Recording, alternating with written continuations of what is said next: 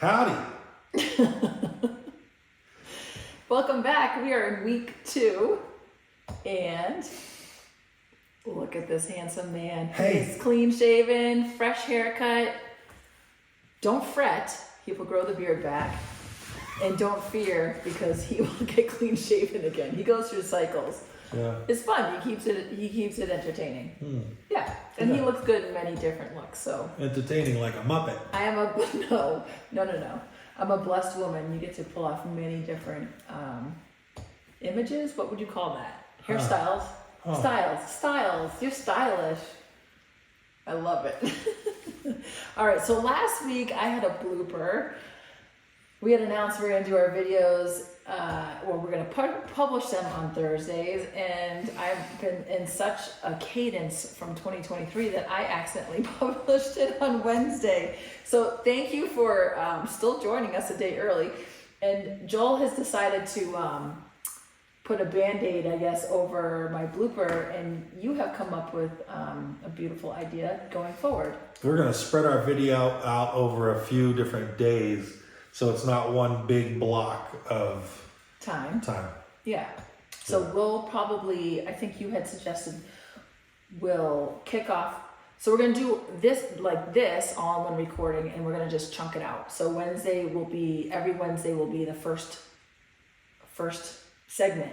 Yes. Of that release. And then if it carries on to Thursday or Friday, then that's what it does. Then you just get to see us a few more times during the week. Yeah. Same clothes, because we're continuing the same dialogue, but I don't know why I felt I needed to share that. I don't know. You could change, No, I'm not going to do that. Yeah. All right. Hair or something. Yeah. So I wanted to share this. So in preparation for today, Joel and I talked about the topic that we wanted to share today, which is fear. And there is so much scripture in the Bible around fear, and there's a lot of scripture around fear of the Lord, which is like reverence of God.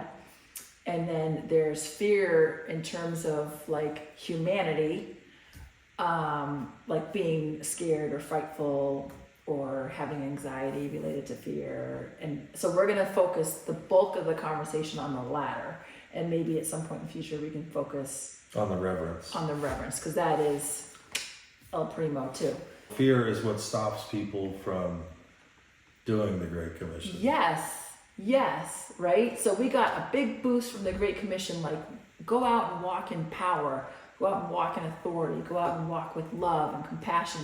And that's all good, but our human nature, our flesh, can often feel defeated or deflated because we face, and not always immediate, but oftentimes we get depleted because we get all the forces of adversity or rejection, and that just depletes our batteries, right?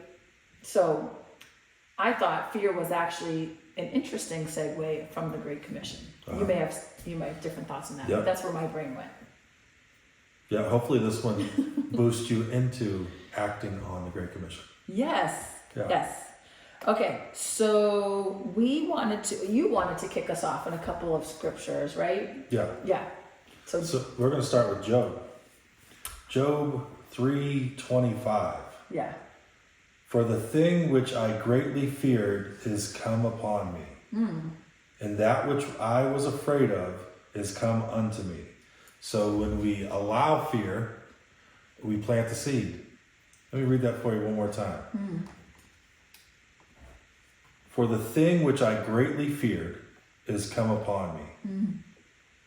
So I guess it's best not to water our fear, because that seed will grow and produce fruit that we don't like.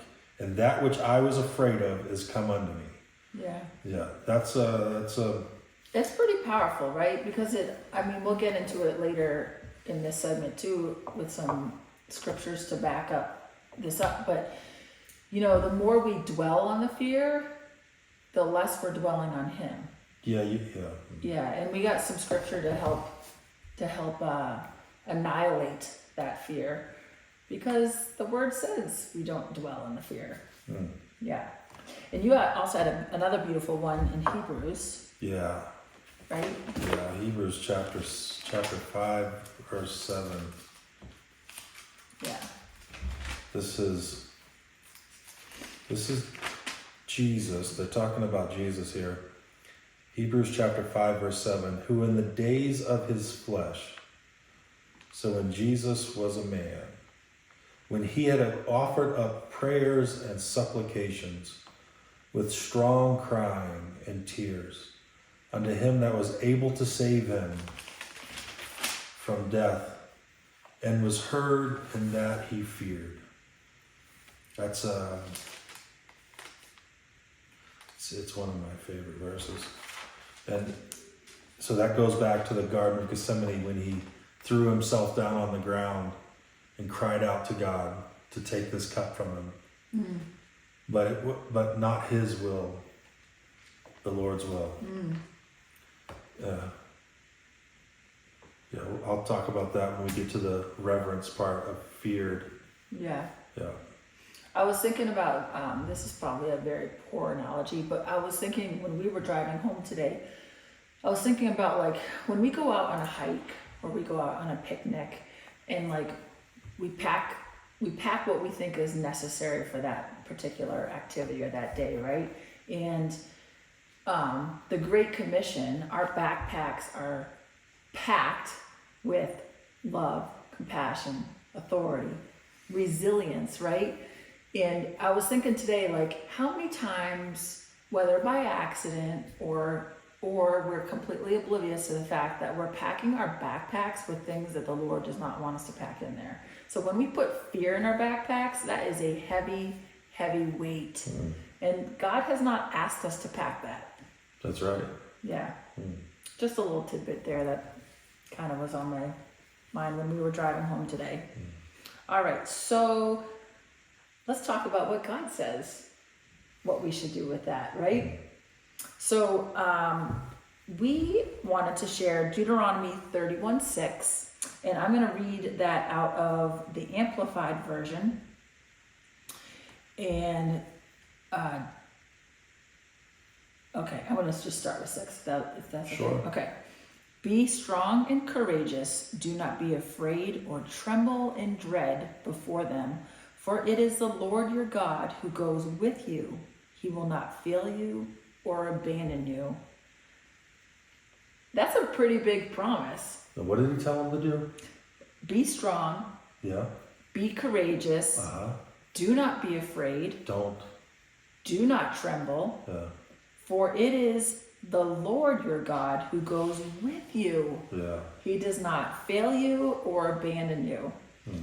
And I could just personally speak, I've had some very, very dark times throughout my life, and there have been, I'll just open myself up and be vulnerable right now, but there have been times where I have absolutely felt like I have been alone. And not that other people haven't been around me. I just mean deep inside, I've felt alone.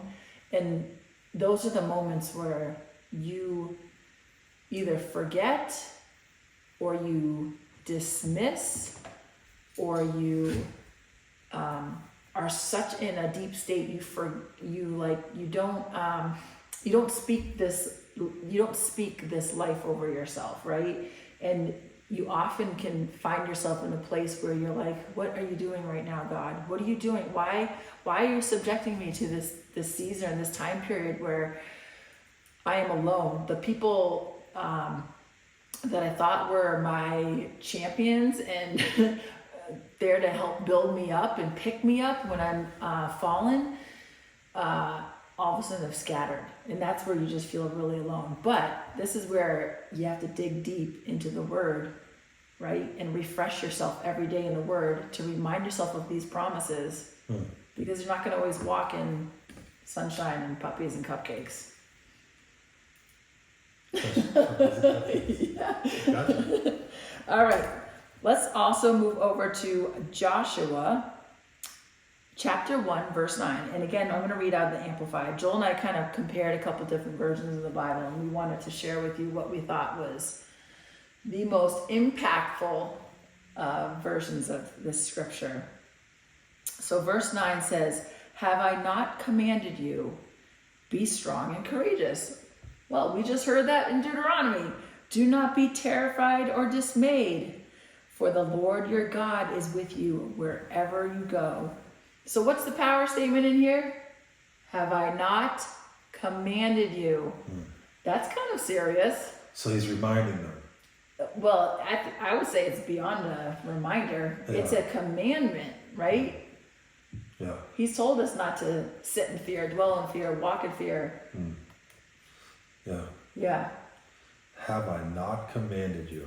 Yeah. He's reminding them of what he had just said to Moses. Yeah. Before this time when Moses when God took Moses and now Joshua is reigning. Yeah. Have I not commanded thee?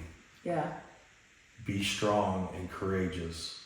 Do not be terrified or dismayed, for the Lord your God is with you wherever you go. So in 2020, we had just finished doing a little subdivision where we turned 2 lots into 4, and we were going to build a house, and then COVID happens, and I'm like, I don't know what we should do. I don't know what we should do, and I was dismayed, and Alex was courageous, and she said, "Let's build the house." And I said, that's what I needed. I needed that push.